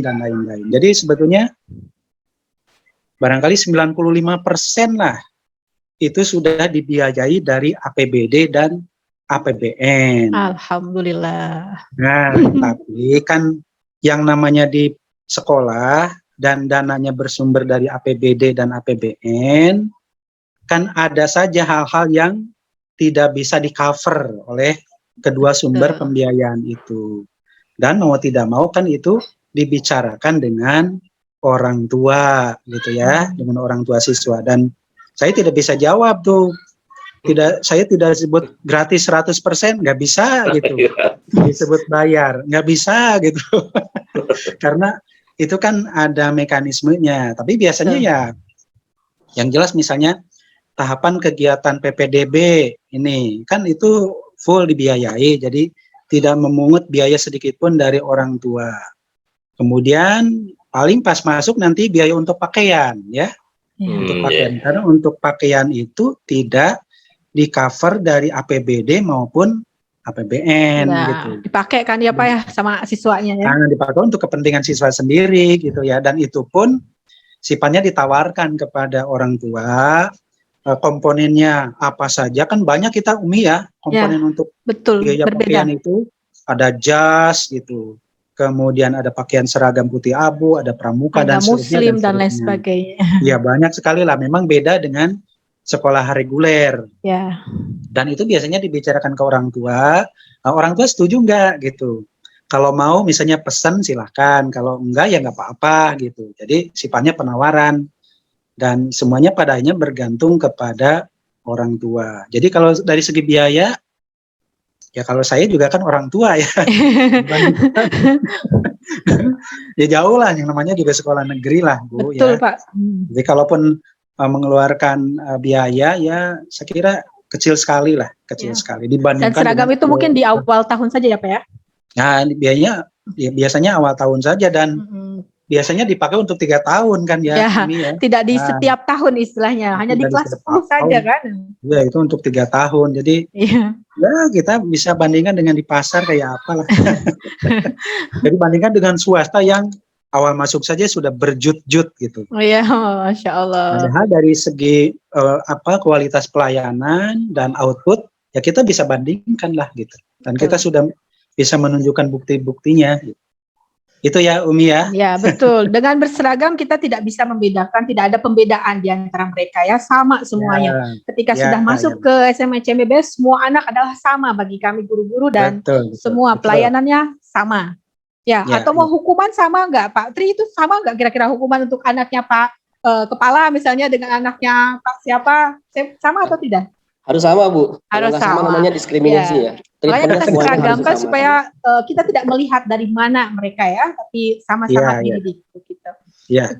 Oke, itu ya Pak.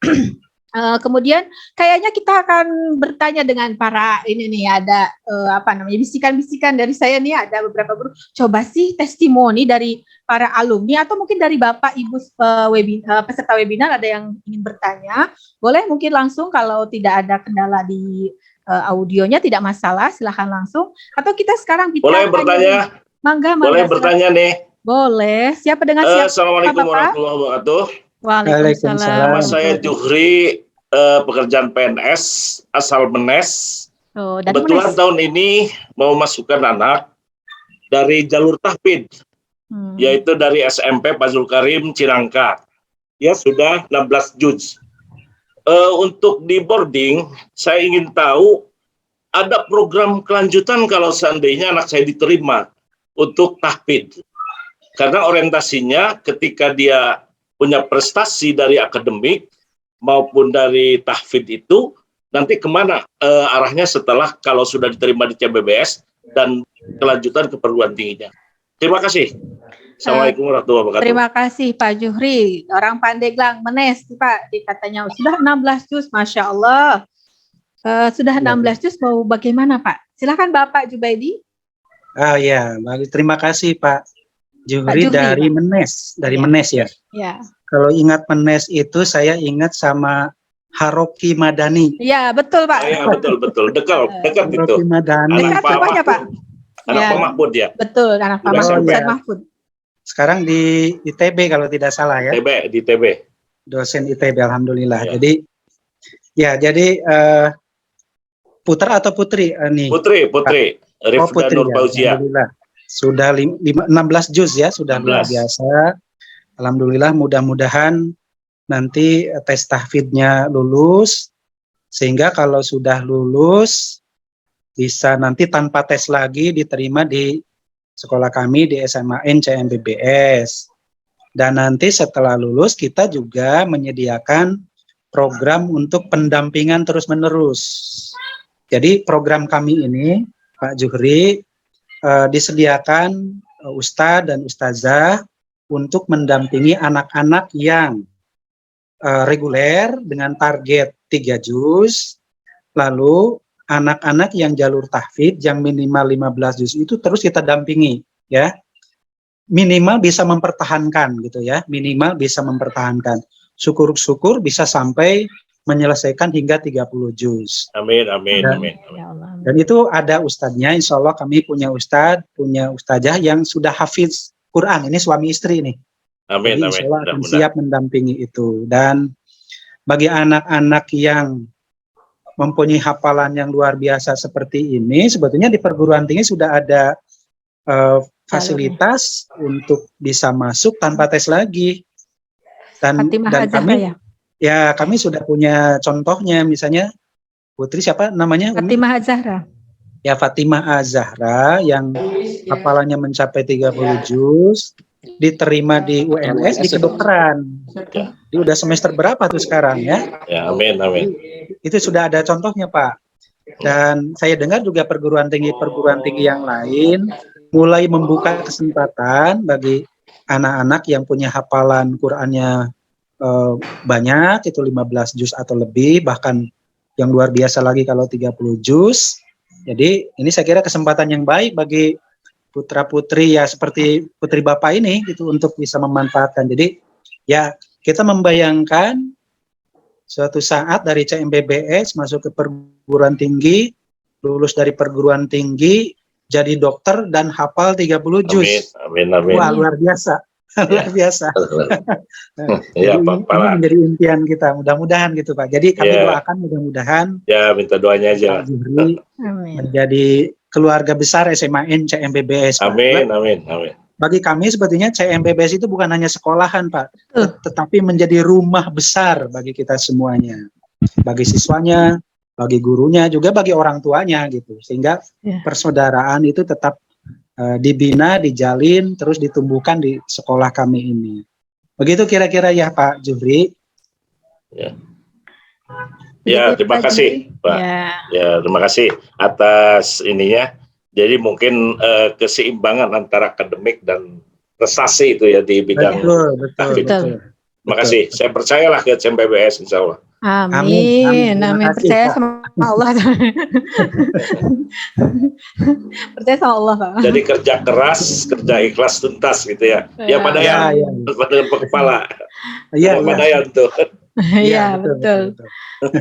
Semoga suksesnya dunia akhirat ya Pak ya. Amin, amin, amin. Amin. Marilah kita sapa dulu. Ada Aisyah Wulan. Aisyah Wulan. Halo Aisyah Wulan, bisa on cam? Nah. Assalamualaikum Ustazah. Waalaikumsalam Aisyah Wulan. Ini dia salah satu alumni SMA CMBBS yang mendapatkan beasiswa OSC 100% ya Aisyah Wulan ya? Betul Ustazah. Ya, di mana Aisyah Wulan? Coba berikan kita 1 menit lah buat Aisyah Wulan menceritakan apa sih? Oke, ada 2 menit ya kalau gitu. Kasih 1 menit katanya. Oke lah, Aisyah Wulan sok ceritakanlah bagaimana perasaan Aisyah Wulan setelah keluar dari SMA CMBBS. Saya bisa dibisikin sama Miss Tia, tuh ada Aisyah Wulan masuk. Oke, silahkan Aisyah. Angga dan sebelumnya Assalamualaikum habis ini ya. Waalaikumsalam warahmatullahi wabarakatuh. Selamat sore kepada yang terhormat, kepada seluruh ustazah dan juga ibu bapak guru dari SMA Cahaya Madani. Sebuah kebanggaan dan juga terima kasih yang sangat besar yang telah memberikan kesempatan untuk memberikan sedikit pengalaman dari apa yang sudah saya dapat di SMA CMBBS. Saat ini saya merupakan mahasiswi Ilmu Hubungan Internasional di Universitas Al-Azhar Indonesia dan juga merupakan mahasiswa yang mendapatkan beasiswa 100% dari online scholarship competition dari Metro TV, di mana saat ini saya merupakan mahasiswa akhir dan mohon doanya juga semoga di semester ini bisa menyelesaikan S1 Sarjana Ilmu Politik di Ilmu Hubungan Internasional Universitas Al-Azhar Indonesia. Untuk apa yang saya dapatkan di CMBBS ini juga menjadi bekal yang sangat amat berharga sebagai khususnya sebagai seorang wanita ya, karena apa yang sudah didapatkan di CMBBS ini juga menjadi bekal dan juga pengalaman yang sangat besar di mana kita sebagai perempuan harus bagaimana cara kita sebagai anak perempuan bisa menjaga diri gitu. Dari CMBBS ini juga saya belajar bagaimana cara menghidupkan diri, karena kan di Jakarta ini saya hidup secara rantau, jadi dengan dulunya saya merupakan santri di SMAN CMBBS ini juga memberikan saya pengalaman yang sangat berharga di dunia perkuliahan. Seperti itu, Ustazah. Masya Allah. Nyebutnya santri, Pak. Santri. Iya lah. Bisa jadi pesantren ini ya. Masya Allah. Aisyah Wulan, saya pernah melihat Aisyah Wulan ini masuk ke ke Dubes Amerika Serikat. Ustazah, saya mau nanya tentang Islam, katanya Pak di sana. Boleh nggak ya Ustazah? Dia pernah tuh dia pengen tahu ya pandangan orang-orang Amerika, mungkin di kedutaan besar Amerika terhadap Islam gitu ya, mungkin berani sekali dia ya. Oke. Yeah. Itu dia ada Angga Hermawan. Angga Hermawan ini di Serang atau di Jepang ini Angga nih? Masih di Jepang, Ustazah. Masih di Jepang. Sudah berkeluarga Pak ini? Oh, sudah. Untung istrinya masih orang Indonesia nih. Langsung nih. Kenapa Ustaz? Dulu langsing, tapi sekarang masih langsing ya. Masih langsing dia makannya, mungkin harusnya makan tempe di sini ya Pak. Oh, iya. Sudah genetiknya mungkin Ustaz. Gini ya. Iya. Oke, Gak, gimana tuh Gak dengan SMAN CMBBS kan ini mungkin ada beberapa calon orang tua juga yang ingin menyekolahkan anaknya di SMAN CMBBS. Mungkin Angga bisa memberikan testimoni seperti apa sih? Angga dulu saya tahu sih Angga dari kelas 10-nya seperti apa, kelas 11 ya, sampai tadi juga mesti ketawa kita. Oke, silakan Kak, coba. Ya Ustazah, terima kasih udah diberikan kesempatan ngasih testimoni.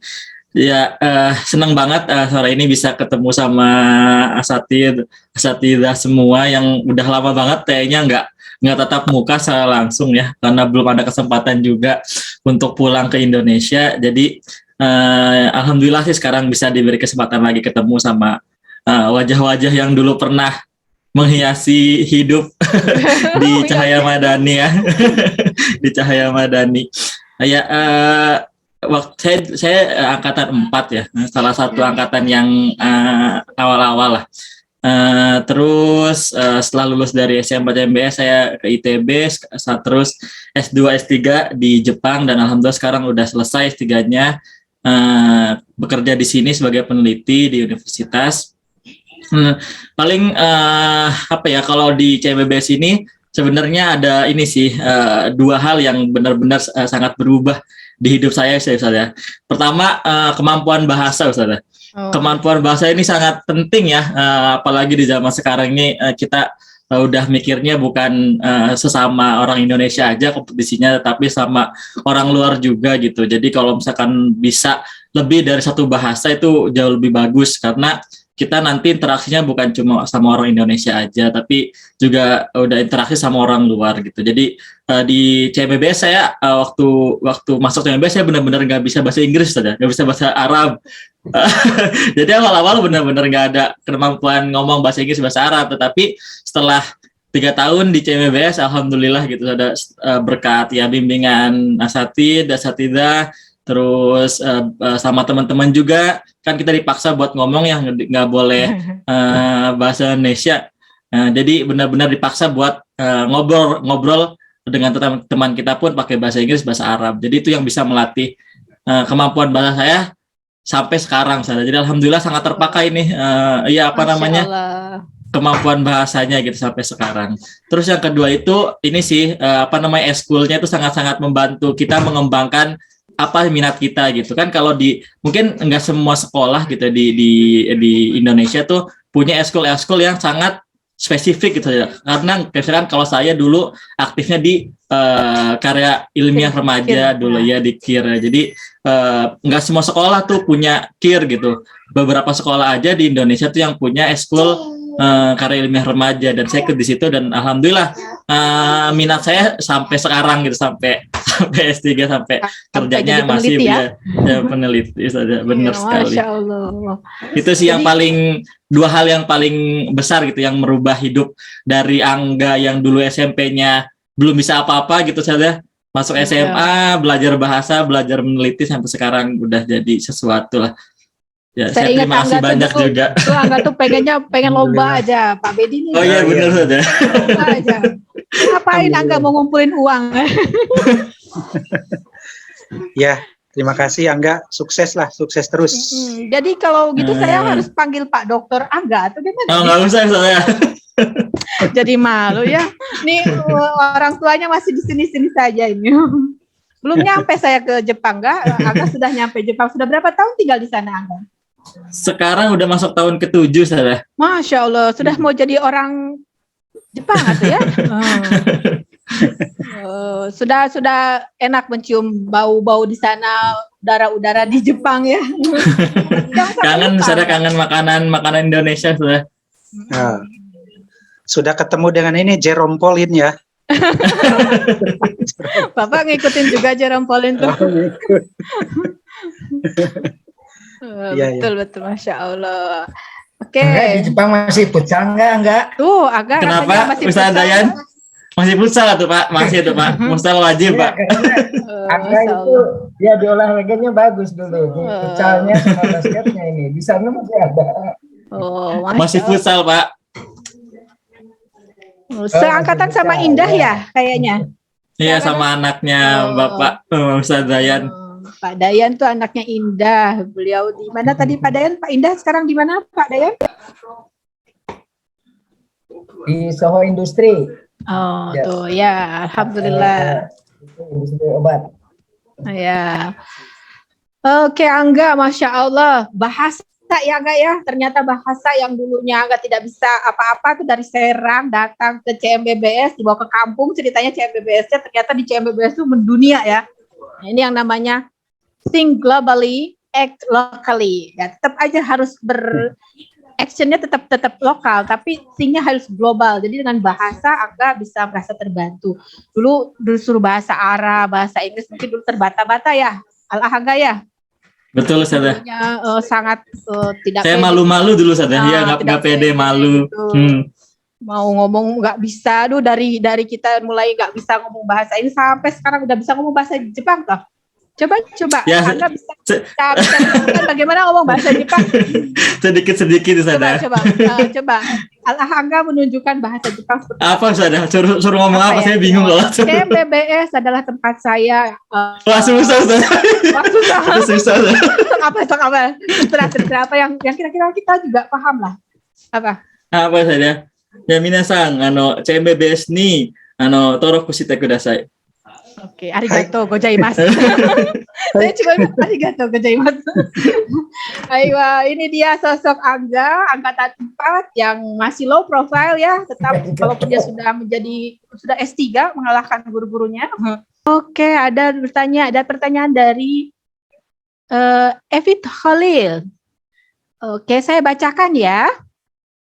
Proses penjurusan IPA dan IPS-nya bagaimana? Kemarin daftar, belum ada pilihannya. Terima kasih. Pakarnya ada di belakang layar. Ya, ada. Ya, oke. Bismillahirrahmanirrahim. Jadi untuk ibu atau bapak nih, Evit Khalilid ya.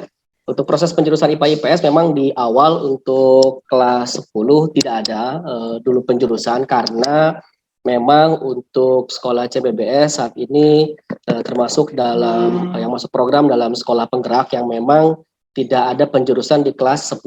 Namun nanti pada saat kelas 11 itu ada peminatan mungkin ya, lebih tepatnya ke bidang yang beberapa IPA, IPS, ada beberapa rumpun tertentu yang nanti akan diberikan kuesioner tertentu atau isian tertentu yang harus diisi oleh siswa untuk dapat mengetahui minatnya. Namun kalau untuk di kelas 10 semuanya umum untuk di CMBS karena masuk dalam program sekolah penggerak ya. Ini pun sebagai bagian konsekuensi dari kurikulum Merdeka salah satunya gitu ya. Kurikulum Merdeka yang memang di awal untuk sekarang kurikulum prototipe Merdeka ini umum dulu, baru nanti kelas 11 ada peminatan tertentu sesuai dengan keinginan siswa. Makanya dinamakan Merdeka. Begitu kira-kira. Untuk lebih detailnya nanti bisa dibantu atau diperjelas oleh guru BK yang menangani itu Miss ya. Tia mau menambahkan? Ya, misalkan. Ya, silakan Musab. Ini saya menyebutnya Allah Musab atau Musab saja karena semuanya seperti anak-anak ya. Bisa mata saya sudah bapak-bapak begini, tetap saja anak-anak ya. Bagaimana sih testimoninya nih tentang SMA INCEM BBS? Ya, Ustazah. Assalamualaikum warahmatullahi wabarakatuh. Selamat sore Bapak Ibu semua. Selamat sore para asatidz asatidza tercinta yang sudah pernah menjadi guru saya ya, dan sampai sekarang masih menjadi guru saya. Saya berterima kasih karena ada acara ini juga bisa berjumpa lagi dengan Bapak Ibu semua. Di sini banyak wajah yang tidak asing bagi saya. Selain hanya guru, ada juga ini teman saya ya, Angga ya. Ini Angga juga teman sangkatan saya di angkatan 4 ya. Kami termasuk berada di angkatan awal di mana sekolah baru berdiri ya. Pada waktu itu saya masuk CMBBS tahun 2008 dan lulus di tahun 2011. Kemudian saya melanjutkan sekolah ke UI Depok. Di situ juga saya terus melanjutkan pendidikan dan bahkan sempat bekerja ya, bekerja sebagai dosen selama 4 tahun di sana. Dan alhamdulillah saat ini Ustazah, Ustadz, saya kembali lagi ya pulang kampung.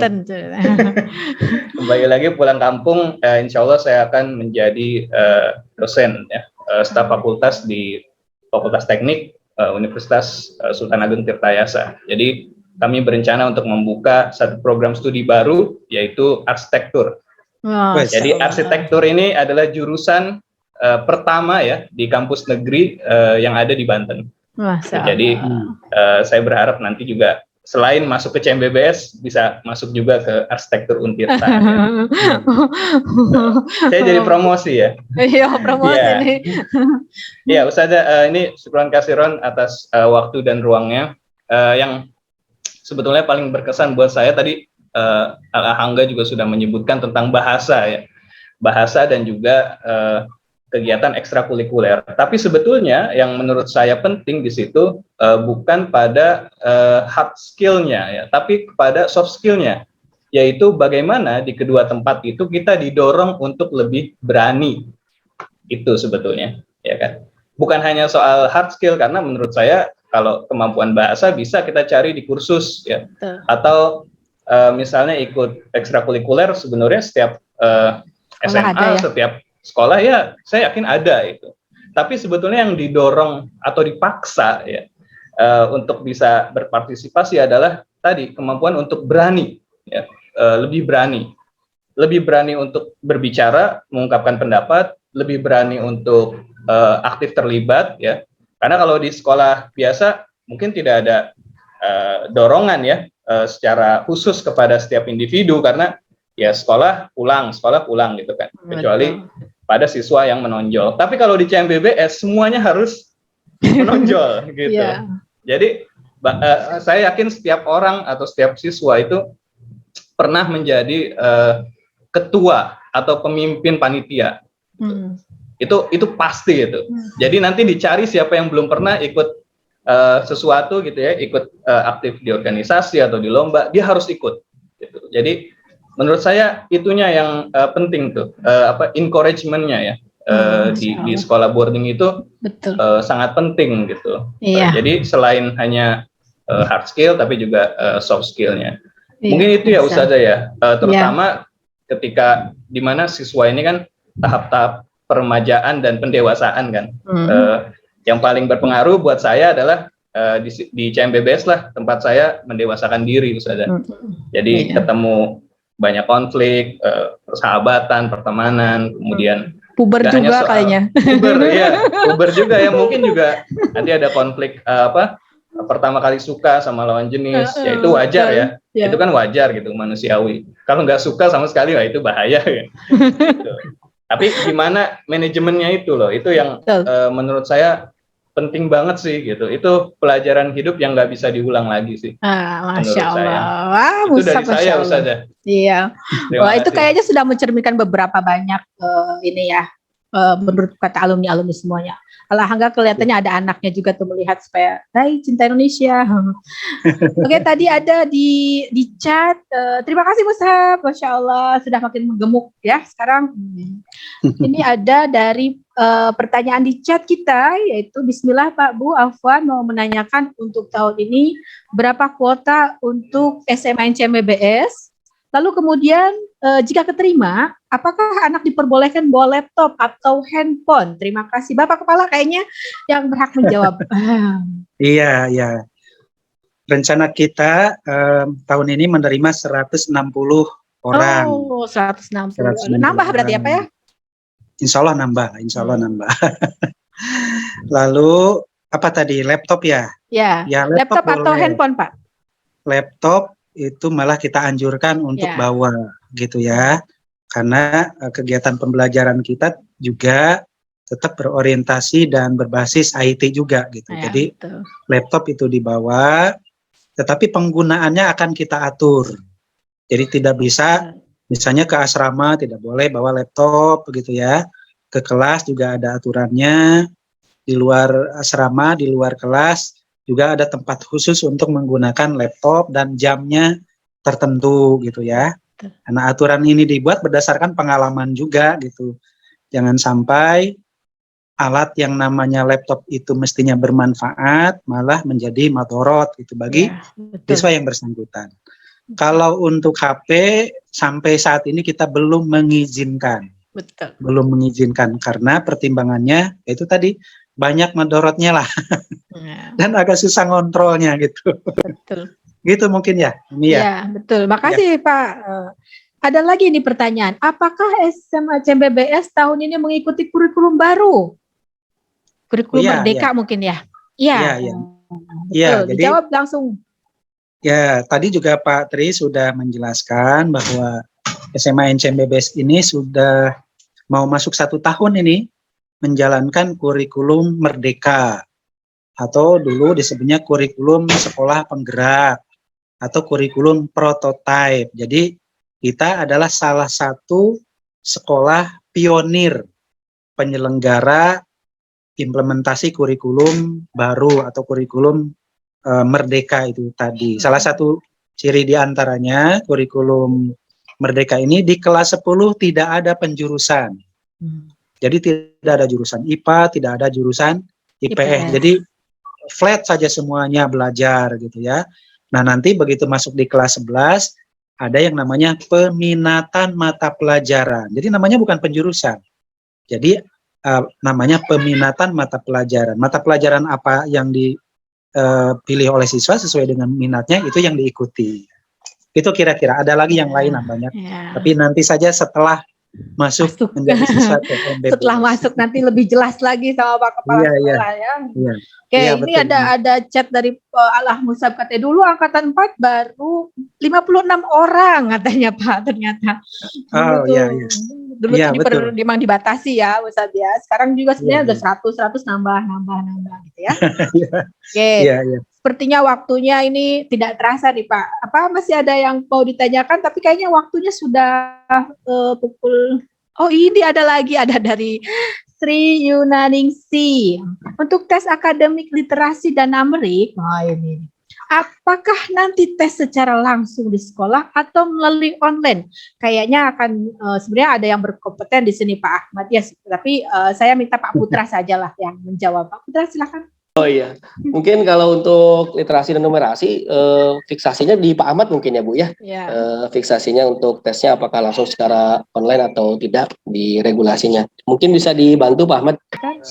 Baik, terima kasih. Assalamualaikum warahmatullahi wabarakatuh. Mohon izin Pak Kepala. Untuk rencana tes yang akan datang mungkin ini direncanakannya itu dalam 1 hari, yaitu tes akademik sama literasi digabung jadinya itu. Jadi yang pertama akademik terlebih dahulu, kemudian dilanjutkan dengan literasi, seperti itu mungkin. Oh, jadi 1 hari dari pagi sampai sore gitu ya? Seperti dulu ya. Dulu juga sampai sore. Dulu sempat ya sampai sore ya. Betul. 1 hari full ya. Oke. Dan tesnya tatap muka ya Pak Ahmad ya. Offline. Iya, tetap datang langsung. Mudah-mudahan COVID-nya sudah selesai. Ya, insya Allah mudah-mudahan. Alhamdulillah tidak terasa, tapi saya sebelumnya nih untuk Pak Kepala sama Pak Tri, saya minta dua kata untuk webinar ini dan satu kalimat untuk SMA NCMBBS nih. Ya, untuk kegiatan kali ini asik dan menyenangkan. Untuk CMBBS adalah rumah kita bersama. Oh, rumah kita bersama. Baiklah. Bolehlah tepuk tangan lah, biar kita tidak terlalu ini. Yang kedua, kita dari Pak Triadi Dharma Putra. Dua kata untuk webinar hari ini dan juga satu kalimat untuk SMA NCMBBS. Ya, dua kata untuk webinar ini adalah informatif dan inspiratif. Nah, untuk CMBBS, satu kalimat untuk CMBBS ya. CMBBS menjadi wadah tumbuh untuk kita belajar bersama, berlari bersama, dan tersenyum bersama. Kira-kira. Masya Allah, tepuk tangan lagi lah. Masya Allah, semoga amin. Saya akan juga ikutan, biar saya ketularan pinternya dari semuanya nih. Saya akan bilang, kalau untuk webinar kali ini, dengan semua pesertanya saya bilang luar biasa. Dua katanya luar biasa. Dan satu kalimat untuk SMA NCMBBS, teruslah menjadi center of excellence, the right place to build the personality, learn and face the future. Terima kasih kepada seluruh peserta webinar SMA NCMBBS. Terima kasih semuanya. Terima kasih juga atas partisipasinya dan pertanyaan-pertanyaannya. Mohon maaf jika ada hal yang kurang berkenan. Terima kasih juga kepada seluruh kru tim webinar, terutama Om Afif yang berada di ICT sekarang sampai sore. Semuanya, guru-guru SMA NCMBBS yang luar biasa, terima kasih. Para peserta webinar, alumni yang luar biasa juga. Saya hanya mengucapkan jazakumullah khairan katsiran, jazakumullah ahsanal jazaa, al-afu minkum, billahi taufiq wal hidayah, waridha wal inayah. Wassalamualaikum warahmatullahi wabarakatuh. Waalaikumsalam warahmatullahi wabarakatuh. Thank you.